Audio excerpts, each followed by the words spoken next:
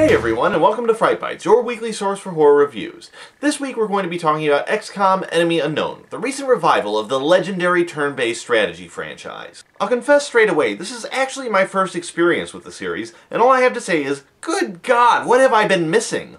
Although I haven't been a fan of the series up to this point, I do know that the loyal legions of XCOM fans have been waiting with bated breath to see if this game was actually worth the wait. Well, while I might not know much about the original, I am extremely pleased to tell you that XCOM Enemy Unknown is one of the best strategy games I've ever played, turn-based or otherwise. There are a lot of reasons to like Enemy Unknown. The graphics, the sound design, the atmosphere, all these are great, but the star of the show is undoubtedly the gameplay. Enemy Unknown does for turn-based strategy what Halo Wars did for real-time strategy games. It takes a complex and potentially off-putting system of menus and statistics and replaces them with a more straightforward and streamlined interface that will doubtlessly come as a huge relief for console players. And thankfully, this streamlining process doesn't just make the missions themselves faster paced and more visceral, it also extends to the base building and team management portions of the games, which never seem like a bore. In fact, I actually found myself having fun as I organized my research, surveillance, and manufacturing to give me an edge over my increasingly dangerous alien foes.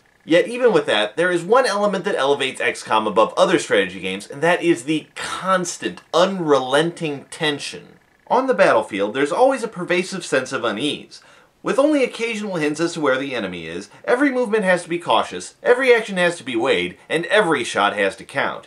Even when you're a max-level team with the highest grade weapons and armor, you will never be able to fully relax, because any move you make might reveal the enemies moving to flank you, and every shot you take could cost you some other advantage, and every attack the enemy makes could potentially end the game early.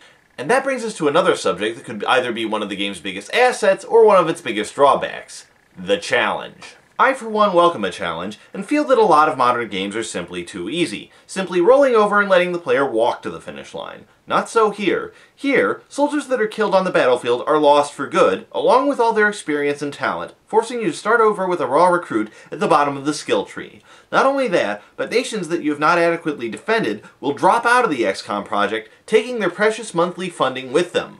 And unlike other games, it is actually possible to lose Enemy Unknown. I'm not talking about just a clever game over screen and a reset to the nearest checkpoint. I mean that it is actually possible to reach a point where you are so utterly screwed that you will have to start the game over in order to beat it. Of course, that only adds to the sense of urgency that permeates your every action in this game. Anyway, despite all the good stuff, there are a few problems in the game. The major issue I had while playing this game were the glitches. There are, of course, the standard graphical glitches when the camera zooms in for an action scene, and these are generally either harmless or even hilarious. For example, my team's sniper is such a good shot that he can take down enemies while firing in the opposite direction. Far less funny are the other potentially game-breaking glitches that crop up from time to time. On each of the first 3 days I played the game, I encountered 3 separate glitches that stopped me dead in my tracks. Fortunately for one of them, I was able to reload a saved game, but on the other 2, nothing short of pulling the plug on my 360 was able to get me to start over. With that said, the 3rd time it happened was the last, so I won't complain too long or too loud about it. The only other complaint I have is the final room of the final mission.